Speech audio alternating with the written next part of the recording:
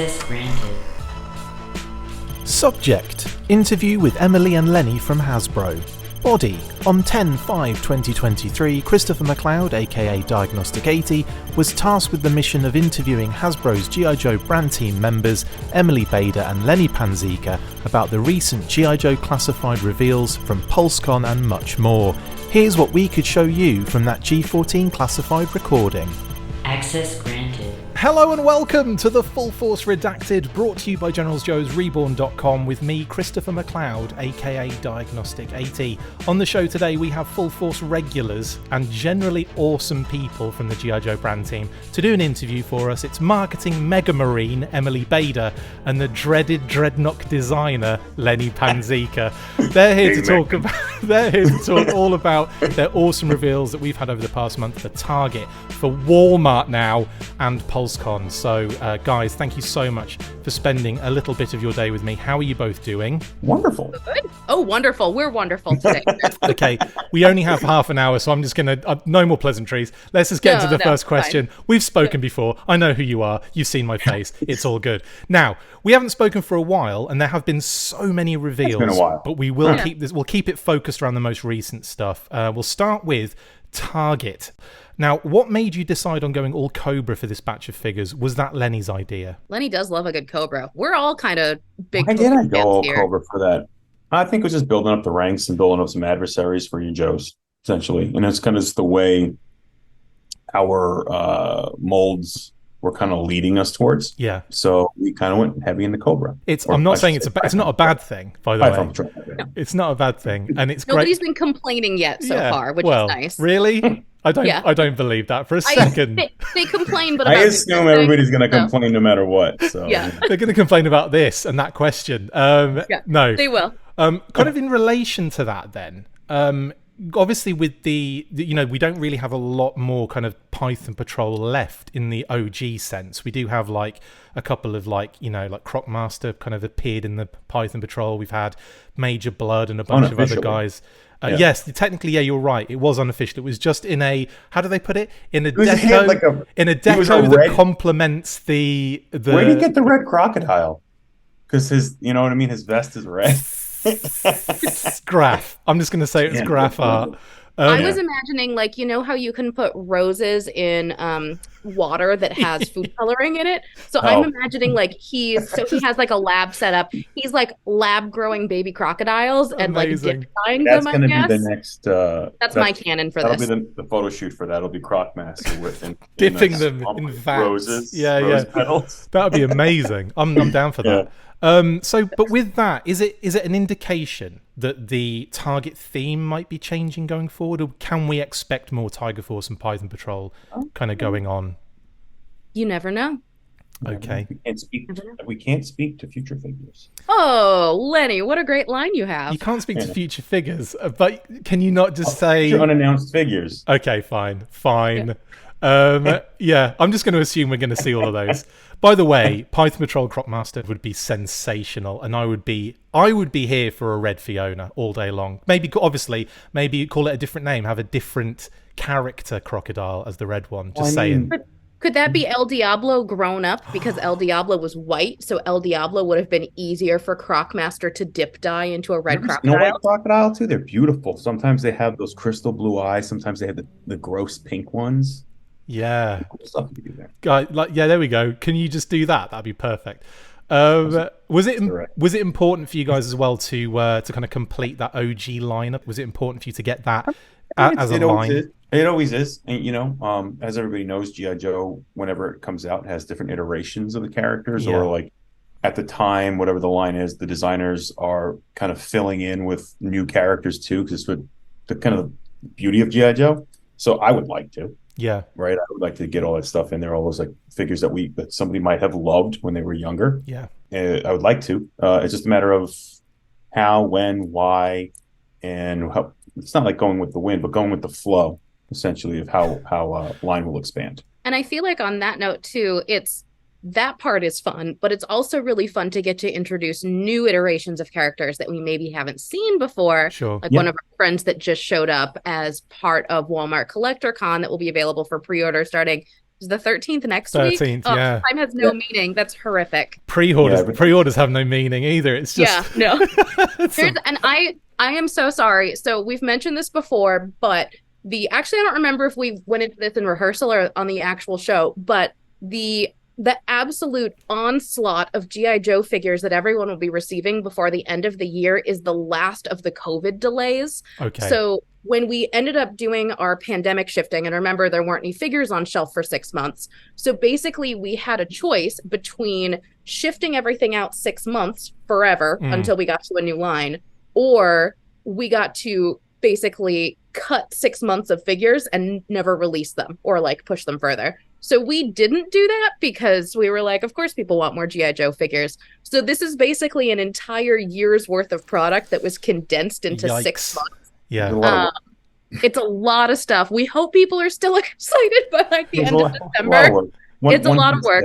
But it was a lot of work. Yeah. But I feel like the figures turned out so nice, and it gives us such, we're always talking about how to expand that storytelling and expand what we're offering to fans, and that this allowed us to push forward in kind of where we were in classified and kind of what we got to approach next so much that we didn't want to wait. So we just hope everybody's excited. That's cool. I think that no one's got time to be excited now because it's just on to the next thing immediately.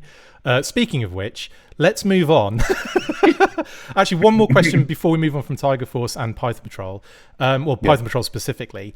Can you explain what happened regarding the naming of Cobra Officer 2.0 again, please, for us? Has that actually come up? No, that's just how it's supposed to be now.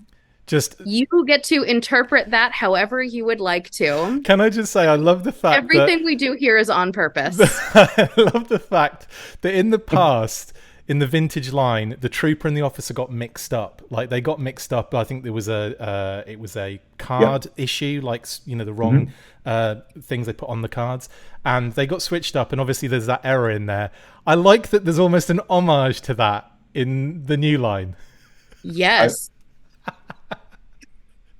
That's it? That's all we're saying on that. We're moving on. The way she said yes, I'm like, I'm not gonna iterate. Yeah, there's nothing else to say. In a particular way, and I'm like, just thanks to keeping that alive for the old school fans. That's amazing. Like it's cursed. Let's get into, I think it is. Yeah. Let's get into the insanity that was PulseCon 2023 now. Lots of name only, digital render, physical reveals, just loads of stuff.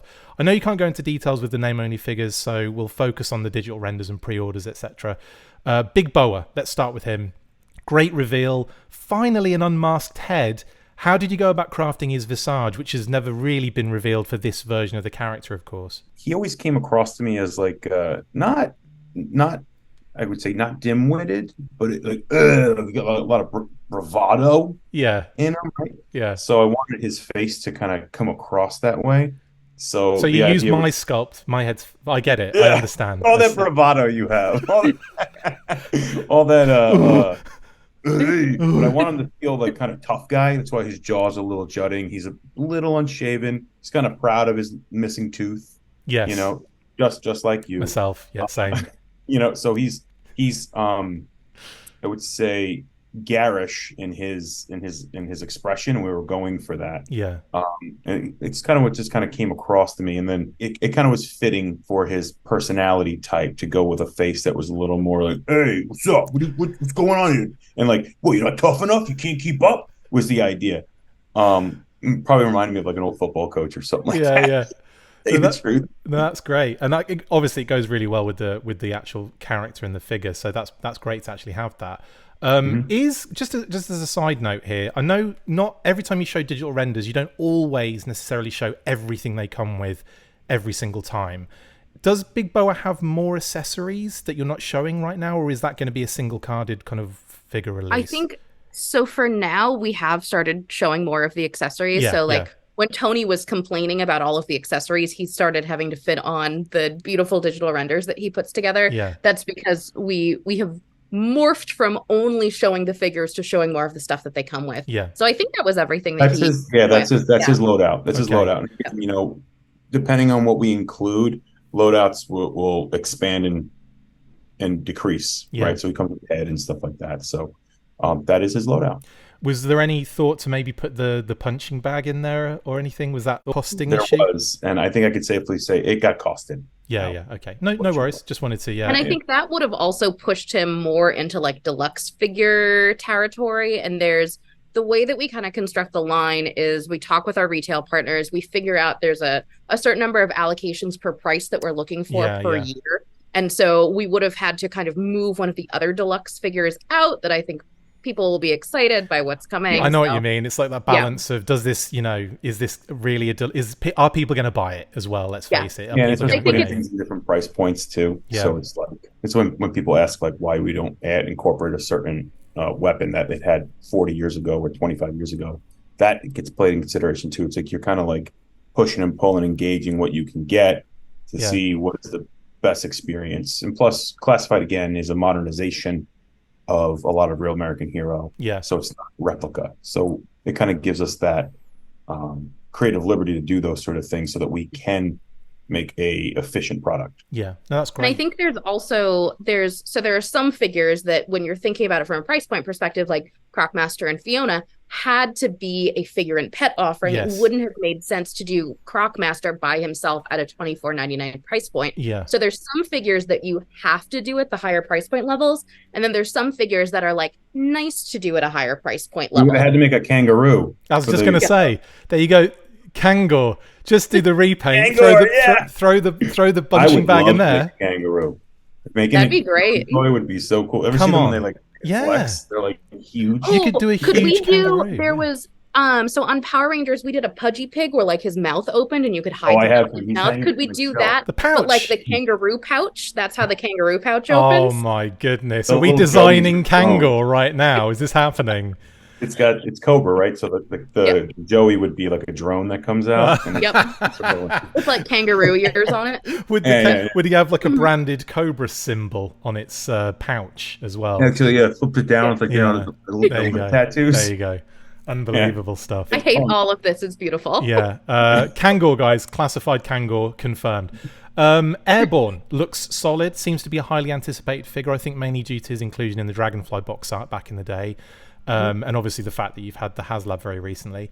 It's not clear on the render, but is his indigenous American Navajo background being highlighted in some way? Absolutely. Brilliant. Not through just I guess aesthetically, but there's no like Yeah, because there was.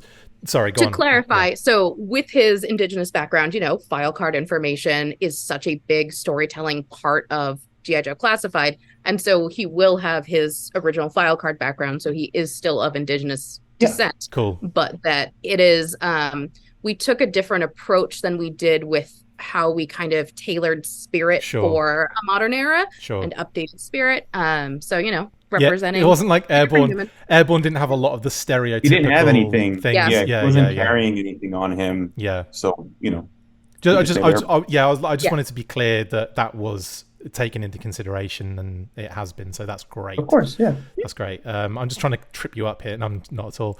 All right, a lot of gear that you were talking about earlier that poor old Tony had to fit on a render.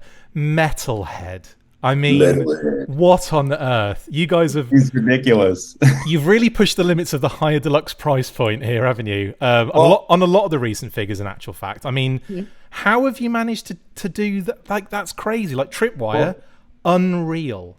We're finding ways to basically, I'm trying to say it without giving away. Here's the list of things we've done, top secret. Well, without giving trade secrets away, we're finding ways and managing the resource in a way where we can get more with what we have. And that's not just in the creation of it; it's in the actually it is in the creation of it and how we kind of like manage what's going to go together while we make something. So I'm sorry to say that as general as possible because I have to. Only because the legal isn't on the show. That's why. I feel like we promised we'd be on our best behavior.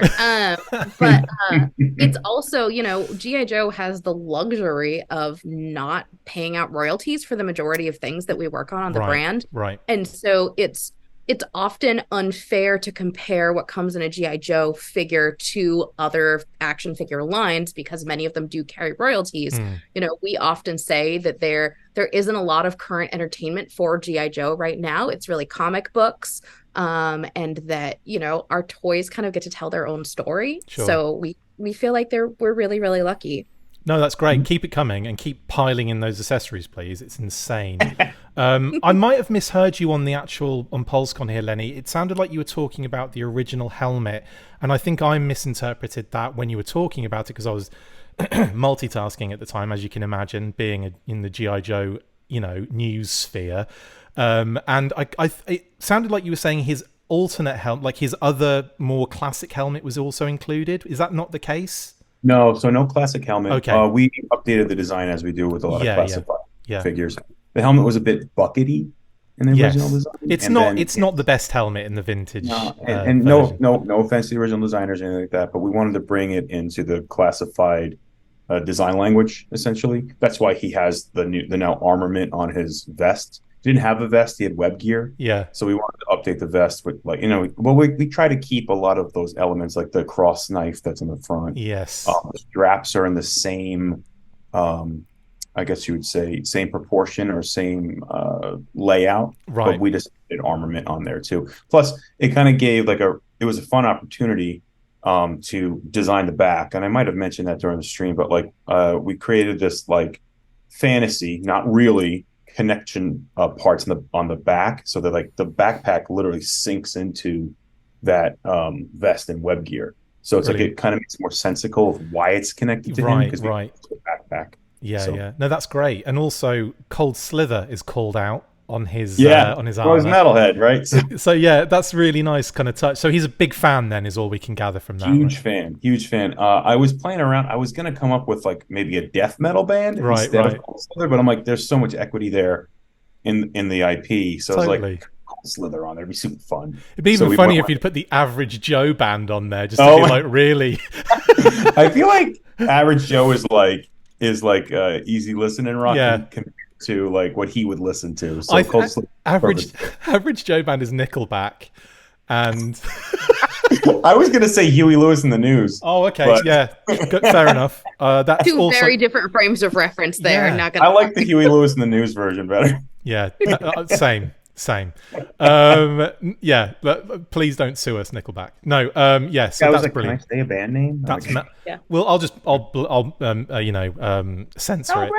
Over it. Yeah. Mm-hmm. Always great to get another figure and pet in the line, and even though we saw Mutton Junkyard in physical form during SDCC, the digital render gave us even more details for the set. Could you take us through your decision to include like the multiple gesture hand accessories and the kind of things that he comes with, please? Well, G.I. Joe is all about playing out fantasies, and that's why the loadouts are the way they are, because if you're going to play out the archetype of military MP or some sort of villainous mercenary, you're going to need certain accessories and parts and pieces.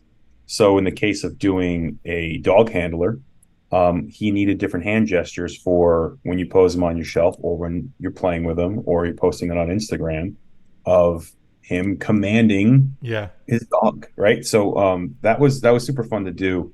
And originally we weren't going to do that, but then as we were getting through, we were like in my original design specs.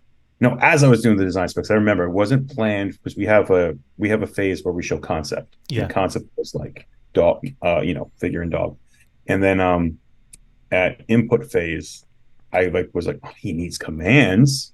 Can't just be going out into the field and yelling commands all the time. Yeah. So we put him on. I put him on the input board. I showed my engineer. I'm like, is this something we can afford? And he was like, that is absolutely something you can afford. So we did it. Fantastic. No, that's great. And it's good to know that this is the thought process that goes through it as well, because sometimes you kind of think, some of it's like, where did you come up with that? Because even though it feels right, even looking at the figure and everything, you just think, I probably wouldn't have thought of that. So there's a lot of things that you're going through here to try and that you're thinking about it outside the box a little bit sometimes, I guess. Well, it's why I love working on the brand so much, because you do your concept board to show the team from a vision standpoint who and what you want to make. But then when you go into the nitty gritty of actually drawing the input, or drawing out what it needs to look like, and the details, and like these stitches here, this cross pattern here, like your mind starts to wander because you're getting in the vibe of that character. And like it like dawned on me when I was like drawing the input, I was like, he needs hand gestures. Yeah. So then we put hand gestures in. For like 50 But I hands also in there. like I would like to say that I don't necessarily think that's how everybody's brain works. No. And so I think that that's one of the incredibly beautiful things about what Lenny has brought to Classified and really kind of made it his own in this amazing way that adds so much depth to these characters that people are so familiar with. And then I think that that's one of the things that's really kind of, and this is not a knock on anybody else who is designing beautiful, beautiful toys right now. There are so many lines that are gorgeous, but that Lenny brings something really, really special to this, and people are responding to it. Yeah, totally. Thank you, Mike. And he doesn't like it when I compliment him like No, this. you can see he's like just oh yeah, no, he's very uncomfortable right now. Out of it. Stop it. I appreciate it though. Yeah, it's really, really magical. And I think that it's something that's so cool to be involved in, because this is not how my brain works. I can't do any of this. I sat next to him on a plane for 5 hours on the way to Comic-Con once, and he was drawing, and I'd like take a nap and I'd wake up and he'd be further along in his drawing, and I'd be like, this is so cool. I could never do this. I don't have to go to sleep. But it's incredible to watch you work. And so I just think it's so cool. Don't worry, Lenny, I'll throw a couple of insults your way in a little while just to balance it all out. We'll balance it out. That way I have to puff up, you know. I'll destroy you on the next few questions. Quick Kick looks phenomenal, and I love the extra elements you included here, like the throwing star effect, the alternate head sculpt, and the fudgy bar. These kind of homage accessories are definitely something we expect from like Super 7 figures, but loving the possibility of seeing more of this in the Classified line. Is that because obviously we've had the Sunbow rifle as well as thrown in there? Is that something you guys are kind of like keeping like an eye on as you're designing these? Are you kind of looking for ways to incorporate some of those kind of elements? 100%. So like I said, like we're able to manage our resources a little differently. So it's like, where can we put those in to be able to afford them? Yeah. How do we do it in a clever way where we don't break the bank and we have to cut a figure somewhere else? I definitely want to do it. And I look at Classified as a 1/12 scale universe. Yeah. So it's like, how can we do 1/12 scale stuff? Because I mean, I'm very inspired by a lot of photography on Instagram. So it's like, what can we give people to use in their photography? And not just for our brand. Like, what can they take from our brand if they collect something else? Yeah. They'll pick that up and then they'll put it into their photography of, I don't know, maybe one day we'll make a chicken leg or something, which would be incredible. Fiona and Crocmaster is supposed to have a cow leg, and I couldn't afford it. It's supposed to have a big old meaty cow leg. That's why he has the meat hook, because that's how he's going to feed it to her. Oh my god! Would they have had a hole in it as well to put the meat hook in? I would have had to have put a hole in it, so like a meat hook. This is amazing. And I think that this is one of the, not the cow leg part, but I think this is one of the benefits of being a little bit more established of a line, because we've hit a lot of those like very essential pieces that we need in perhaps more than one of our figures. And so now, instead of necessarily needing to like redo those items, we can now say, okay, we have a little bit more room to play here on things that could be fun instead of essential for characters. Yeah. Awesome. Tele-Viper looks perfect, and the holographic readout piece is such a great addition to the figure. How did you come up with that for this character specifically? Is this something, again, that's like, you maybe wanted to incorporate it previously, or is it just the mind of Lenny and how it works here? I had been wanting holograms in the brand for a while, ever since Wave 1, and that's the Joe Pros that I love that the fans name them Joe Pros. It's great, isn't it? Yeah. My original thought was Joe Pros. I was playing a video game once, and they had comms here. Right. They hit the comm here. I thought that was super tactical. But then I was like, what if the comm was also hologram? Because Joes need to have like a layout of the mission ahead and stuff. Yeah. So they would hit it, and it's at eye level, so that when it shoots out, they can see it. But I was like, at the time, when lines are young, you kind of guesstimate what you can do and what you can't do. And as we were going, it's like, maybe in the future I can do some sort of hologram readout. Tele-Vipers, their subject matter is perfect for readouts, right? And they also had those big old honking things on their forearms for the quarter inch and for 25th anniversary. So I was like, what if those big old honking things were used in their diagnostic and treatment of technology that they're fixing? Is on the actual piece that we're getting, is it like detailed, because you can just about make out things on it. Is that a lot clearer There's in like hand? there's a Cobra logo on it, and like some like spec scribble. Wow. And stuff like that. That's so it's super cool. fun to do. And it's just a transparent piece. There's not going to be It's any. just transparent. Yeah. It's I think it's like 20%. No, it's like 5% opaque and 95% transparent sort of deal. Sweet. I'm really excited for that. And obviously the other Tele-Viper redeco comes with a different one as well, doesn't it? Like a different color version. Yeah, colorway wise. The colorway will be different. Fantastic. Yeah, can't wait for the Tele-Viper. It's fun because that feels very in line with like 1980s sci-fi tech, but still also really in line with like modern sci-fi tech. I love cyberpunk, so it's like cyberpunk has a lot of stuff like that in it, like there's just that genre. Yeah. So it's like, how do we kind of play with that a little bit more? Phenomenal stuff. The retro reveals seemed universally accepted, and you even dropped a few name-only for retro as well, Beachhead. You meant and Eels and Snow Serpent.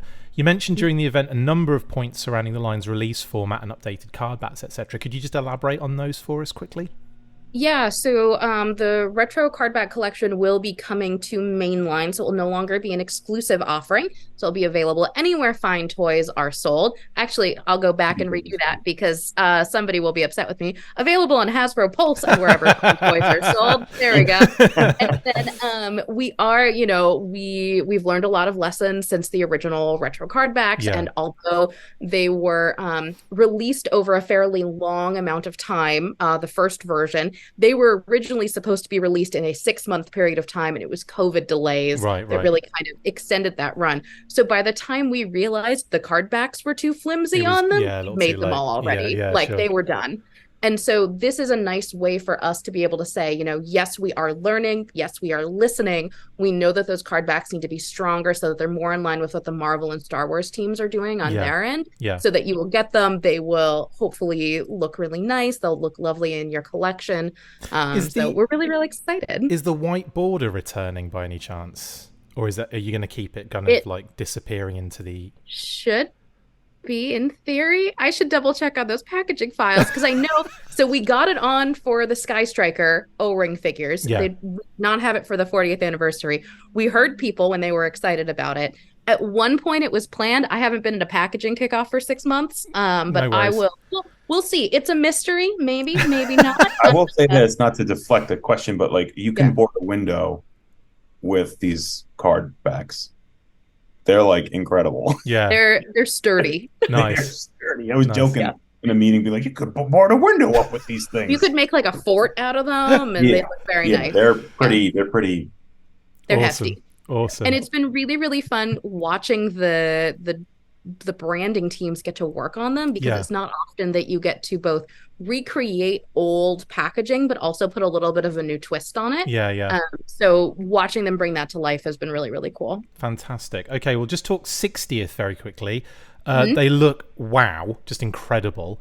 Obviously it was a rumor for a while about 2 60th anniversary figures that were coming, and I have to say I completely expected an almost throwback to the OG 12-inch figures, but making them kind of modern and almost generic troop builders for the line is kind of inspired. The accessories as well, absolutely nuts. What can you tell us about the line, and why did you decide to go in that particular direction with it? Yeah, so I think that it was a really exciting opportunity. And full disclosure, the original version of the line that we ideated was we were going to take the 12-inch figures and shrink them down into classified. And then as Lenny was ideating on, how does it make sense to have them work into the rest of the classified ecosystem? This version of them made so much more sense. And it also presented a really exciting opportunity because we've had a lot of people asking us for more kind of generic, modern military figures as part of the line. And so not only do we get to include those, we get to say that they're part of our 60th anniversary celebration. You get more accessories with them that can be used across any of the figures, including soft goods. On that, what were we calling it? A poncho? So not an actual poncho, but like... When we do those lives, you're a little nervous. So I was like, I couldn't come up like it's schmuck or whatever. It's it's a poncho. It's awesome. It's a tactical poncho. There we go. But so it's been really, really cool to kind of see the evolution of that as a product line. And the physical samples, we actually had physical samples at Toy Fair that were behind the partition of things that you couldn't see yet. but it was really, really cool to watch people's faces when they saw them. Nice. And were like, oh my gosh, this is really awesome. With the poncho, that's not soft goods, is it? That's it is. It Yeah, is. the poncho soft goods, yeah. I missed that completely. Opportunity to start getting soft goods into the line. If you notice something about the cadence when we do things, we want to see the best opportunity, and when we can do it right, you know what I mean? Like, yeah. Sometimes we're not going to get things 100%, and we're always aiming to. But this is a good opportunity. Like, how do we start getting soft goods into G.I. Joe class? Nuts. That's wicked. Yeah. I'm well excited for that then. Brilliant stuff. And they will be so they are mainline product offerings. Yeah. So they will not be exclusive. So available at Hasbro Pulse and wherever fine toys are sold. No. I know, right? Right, based on the time we have, we're not going to talk the pre-order stuff because there's a lot there. So I'll just quickly rush to the end, and maybe we could do a part 2 in the future, possibly. Would that be okay with you guys? Sounds delightful. Okay. Yeah. So finally, I'll just say that then, because of time issues, we're gonna do a part 2 for this. So thanks, guys, for agreeing to that on camera. Finally, we do have a few questions that listeners and viewers have sent in for the past few weeks. One of them is, a lot of fans noticed the price difference between the standard and Python Patrol Tele-Viper and Flight Pod. Can you kind of explain how that came to be, please? Or not? I mean, honestly, it was an accident. Enjoy the lower price. It wasn't supposed to happen. Okay, then. Fine. Yeah. Well, there you go. Yep. I love the honesty. And to be honest, that's one thing I love about you guys as a brand team as well. The transparency and all that kind of stuff is great. So, okay, that's that. Accept that. Accept that. We hope that everybody was really excited about it. We were really excited. By the time we noticed it, it had already sold out. So... Amazing. Are there any updates on the HISS tank delivery status is the other one? Before the end of the year. Perfect. You may want to do, actually, if we're doing a part 2, why don't you check back in with us, say, early November or mid-November? Okay, then. Cool. That works, and we can cover all the pre-orders and the Walmart stuff that came out recently as well. And, maybe there's more stuff that's going to happen between now and then, but I can't actually say exactly what it is yet because those things have not been announced from a larger standpoint yet. Worry. But I've if you use last year as context clues, you may be able to figure out what I'm talking about. 1027. Right. A recurring problem with some of the figures has been the bendy weapons. Is that something that you are aware of? And are there plans to use a harder durometer of plastic? Did you like that? For them in the future? Like that. And we are very aware of it. It is something that we are trying to fix. There are certain compliance reasons why they are more bendy. However, we are very aware of it. My engineer and I have raised the alarm like crazy on it. We're trying to fix it. And see what we can do that falls within compliance of our materials and how we make them. Okay. So it is definitely something we want to fix. It. I'm with you. Drives me crazy. I got a lot of DMs about it, and I'm doing my best to answer them as honestly and as forthright as possible. But it's like, we're very aware. I'm trying to fix it. That's cool. So everyone can stop asking me then. Yeah, everybody's, I'm sure. And, I'm a figure collector too, so I want this stuff to be a particular way. So you can only imagine if you're upset, how upset I am when something doesn't go the way that we intended it to do. Yeah, no, that's totally understandable. Thank you guys so much. That's all of the fan questions. Like I said, we're going to be doing a part 2 where we cover more of the stuff that we've missed today, aka Walmart, and the pre-orders from PulseCon as well, and any other new stuff that might pop up. Thank you so much for joining me, guys. I really appreciate just giving me a little bit of time. I do appreciate it. Yeah, thanks for having us. See you in November again. Thanks so much. That's it for this installment of the Full Force Redacted. Thank you to my wonderful guests, Emily Bader and Lenny Panzica. See you next time. And as always, you know what to do after 3, right? Yeah? Do you remember? You're like, no. Just shout Full Force. 1, 2, 3. Full Force! Brilliant. Thank you so much, guys. Yeah, all the beats. Amazing.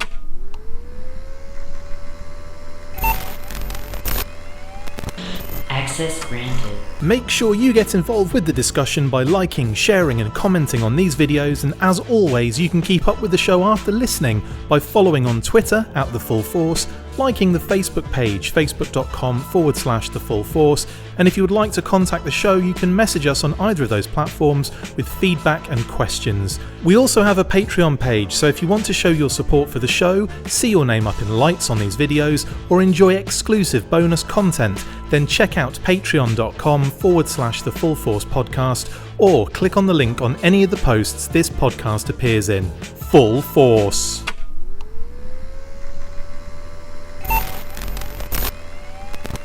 Access granted.